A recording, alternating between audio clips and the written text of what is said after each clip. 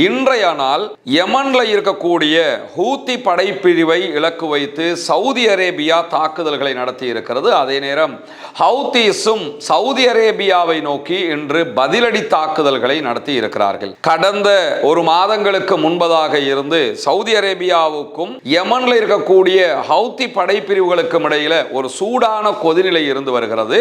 இந்த கொதிநிலையினுடைய உச்சகட்டமாகத்தான் தற்போதைய சண்டை உருவெடுத்திருக்கிறது என்பதை நம்ம பார்க்க முடியும். குறிப்பாக சவுதி அரேபியாவுக்கும் ஹூத்திகளுக்கும் இடையில கடந்த ஒரு 4-5 ஆண்டுகளுக்கு மேலாகவே சண்டைகள் நடந்து வந்த நிலையில பின்னர் 2015களுக்கு பிறகு இருதரப்புக்கும் இடையில ஏற்பட்டிருந்த ஒரு யுத்த நிறுத்தத்தினால சண்டைகள் நிறுத்தப்பட்டிருந்தது. இருதரப்புமே தாக்குதல்களை நடத்துவதை தவிர்த்து கொண்டே வந்திருந்தார்கள். அதை தொடர்ந்து காசா மீதான இஸ்ரேலிய ஆக்கிரமிப்பு படைகளுடைய தாக்குதல்களை ஆரம்பித்ததற்கு பிறகு இஸ்ரேலை நோக்கி யமன்ல இருக்கக்கூடிய ஹவுதீஸ் தாக்குதல்களை நடத்த ஆரம்பித்தது மட்டுமல்லாமல் செங்கடலை மூடுவதாக அறிவித்திருந்தார்கள். செங்கடல் பகுதிகளில் இஸ்ரேலுக்கு ஆதரவான குறிப்பாக அமெரிக்க கப்பல்கள் பயணிப்பதற்கு தொடர்ந்து தாக்குதல்களை நடத்தி வந்தது ஹவுத்தி படைப்பிரிவுகள். கிட்டத்தட்ட 200க்கும் மேற்பட்ட கப்பல்கள் மீது அவர்கள் அந்த 2 ஆண்டுகளுக்குள்ளாக தாக்குதல்களையும் நடத்தி இருந்தார்கள்.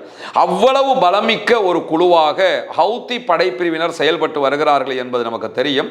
அவர்கள் 2020 கிலோமீட்டர்களை தாண்டி இஸ்ரேல் தலைநகர் டெல் அவீவ் மீது பாலிஸ்டிக் மிசைல் தாக்குதல்களை நடத்தக்கூடிய ஆற்றல் கொண்டவர்கள். பாலிஸ்டிக் மிசைல்களை தம்வசம் வைத்துக் கொண்டிருக்கக்கூடிய ஒரே குழுவாக ஒரே படைப்பிரிவாக இந்த யமன்ல இருக்கக்கூடிய ஹவுதீஸ் மாத்திரம்தான் இருக்கிறார்கள். அதை தாண்டி அவர்கள் செங்கடல்ல போக்குவரத்தில் ஈடுபடக்கூடிய கப்பல்கள் மீது கப்பல்களை தாக்கக்கூடிய குரூஸ் ஏவுகணை தாக்குதல்களை கூட பல விடுத்தங்கள் நடத்தி இருக்கிறார்கள். 2 நாட்களுக்கு முன்பதாக சவுதி அரேபியாவினுடைய 2 கப்பல்கள் மீதும் அந்த தாக்குதல்களை அவர்கள் நடத்தி இருந்தார்கள்.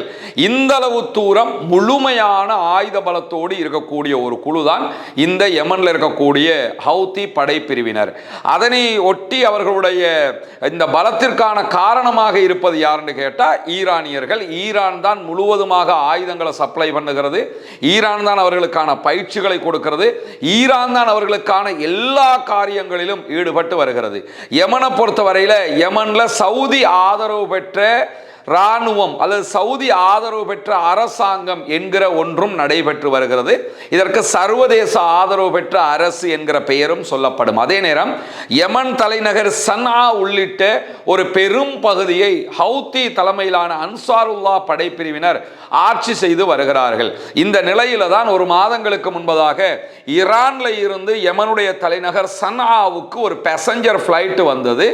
இந்த விமானத்தை பொறுத்தவரை ஒரு 10 ஆண்டுகளுக்கு பிறகு ஈரான்ல இருந்து நேரடியாக யமன் தலைநகர் சன்ஆவுக்கு இந்த விமானம் தரையிறங்கியது. இந்த விமானத்தை தரையிறங்க விடாமல் சவுதி தலைமையிலான சவுதியினுடைய ஆதரவு பெற்ற யமன்ல இருக்கக்கூடிய ஆட்சியாளர்கள் சன்ஆவினுடைய விமான நிலையத்திற்கு தாக்குதல்களை நடத்தி இருந்தார்கள்.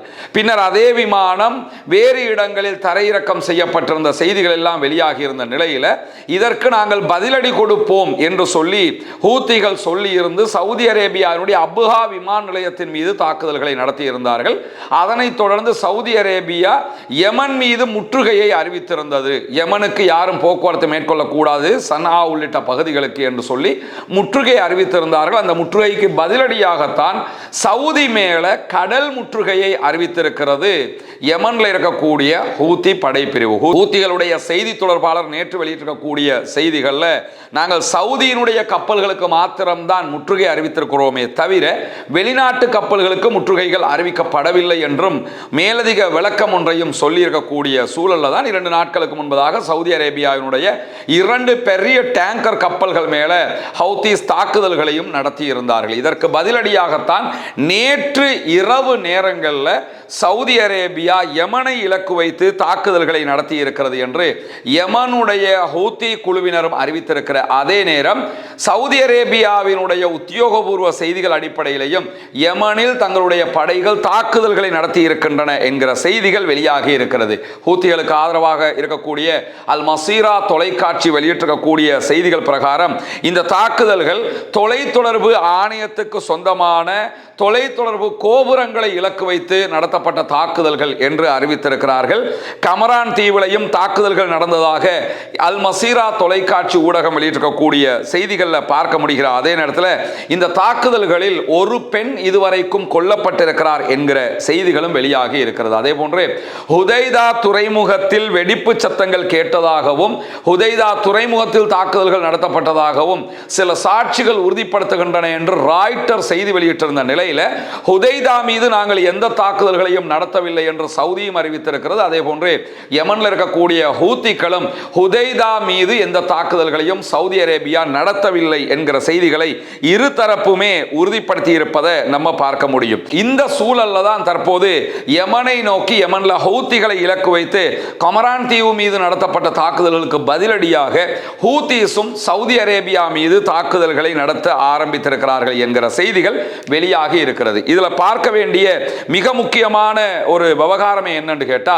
செங்கடலை பொறுத்தவரையில செங்கடல் என்பது சர்வதேச அளவில் 30% கப்பல் போக்குவரத்து நடைபெறக்கூடிய ஒரு முக்கியமான பகுதியாக இருக்கிறது. இந்த பகுதிகளில் தான் சவுதி உள்ளிட்ட பல முக்கியமான நாடுகளில் இருந்து பெட்ரோலிய பொருட்களை ஏற்றிக்கொண்டு பாபல் மந்தபு வழியாக, அதாவது யமனுடைய கடற்பகுதி ஹுதைதா வழியாக அப்படியே ஆசியாவுக்குள் கப்பல்கள் நுழைகிற பகுதியாக இருக்கிறது. இந்த பகுதி தடுக்கப்பட்டால் ஆப்பிரிக்காவை சுற்றி பல மாதங்கள் பயணித்து தான் ஆசியாவுக்கு கப்பல்கள் வந்து அடைய வேண்டியிருக்கும்.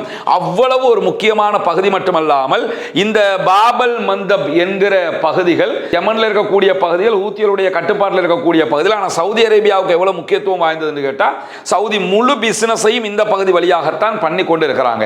அதனால தான் தற்போது இந்த முருக நிலை தோன்றிக் கொண்டிருக்கிறது.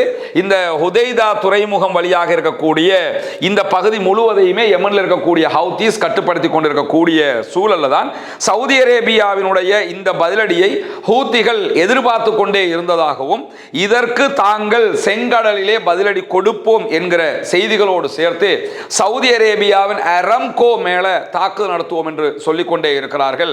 அரம்கோங்கிறது சவுதி அரேபியாவினுடைய ஈரல் மாதிரியான ஒரு பகுதி. அரம்கோ தான் முழுவதுமாக சவுதி அரேபியாவில் பெட்ரோலியம் உற்பத்தி செய்யக்கூடிய நிறுவனமாக இருக்கிறது. அதன் மீது நாங்கள் தாக்குதல்களை நடத்துவோம் என்று அறிவித்திருக்கிறார்கள். ஆரம்பத்தில் இந்த அரம்கோ உள்ள வந்து சவுதி அரேபியாவுடைய எக்ரிமெண்ட் போடும்போது 100 ஆண்டுகளுக்கு எக்ரிமெண்ட் போட்டிருந்தாங்க. எந்த ஒரு பெட்ரோலிய பிசினஸாக இருந்தாலும் அவங்க டாலர்ல தான் பண்ணணுங்கிற அக்ரிமெண்ட் இருந்தது. பிற்பட்ட நாட்கள் 100 ஆண்டுகள் தாண்டியதற்கு பிறகு சவுதி அரேபியா டாலர்லையும் பண்ணலாம், வேண்டிய உலகத்தில் இருக்கக்கூடிய எந்த கரன்சிலையும் பிசினஸ் பண்ணலாம் என்கிற நிலை உருவாகி இருக்கிறது. ஆனால் அரம்கோ தான் இதுவரைக்கும் பெட்ரோலியங்களை உற்பத்தி செய்து கொண்டிருக்கிறது. சவுதி அரேபியாவினுடைய மிக முக்கியமான கம்பெனியாக அது இருக்கக்கூடிய நேரத்தில் தான் அரம்கோ மேல தாக்குதல் நடத்துவோம், விமான நிலையங்கள் சவுதி அரேபியாவுடைய விமான படைத்தளங்கள் மீதெல்லாம் தாக்குதல்களை நடத்துவோம் என்று அறிவித்திருக்கக்கூடிய ஹவுத்திகள் இதற்கு மேலதிகமாக சவுதி அரேபியாவினுடைய எண்ணெய் குழாய்கள் மீதும் தாக்குதல்களை நடத்துவோம் என்று சொல்லி இருக்கிறார்கள். சவுதி அரேபியாவை எடுத்துக்கிட்டா ஒரு பக்கம் ரெட் சி இருக்கிறது, மறுபக்கமாக ஹொர்முஸ் ஜலசந்தி இருக்கிறது. ஹொர்முஸ் ஜலசந்தியில இந்த ரெண்டு பக்கத்துக்கும் இடையில அவங்க நிறைய பெட்ரோல் குழாய்களை அமைத்திருக்கிறார்கள். குழாய்கள் வழியாகவும் அவங்க பெட்ரோலிய பொருட்களை ஏற்றுமதி செய்து கொண்டிருக்கிறார்கள். குறிப்பாக ஈரான் அரபு நாடுகளை தாக்கி கொண்டிருந்த நேரத்தில் ஹொர்முஸ் வழியாக பஹ்ரைன், கத்தார், குவைத், யுஏஇ போன்ற நாடுகளுக்கு பிசினஸ் பண்ண முடியாமல் இருந்தாலும் ரெட் சி வழியாக சவுதி அரேபியா பிசினஸ் பண்ணி கொண்டிருந்தாங்க. அதற்கு இந்த குழாய் போக்குவரத்து மிக முக்கியமானது.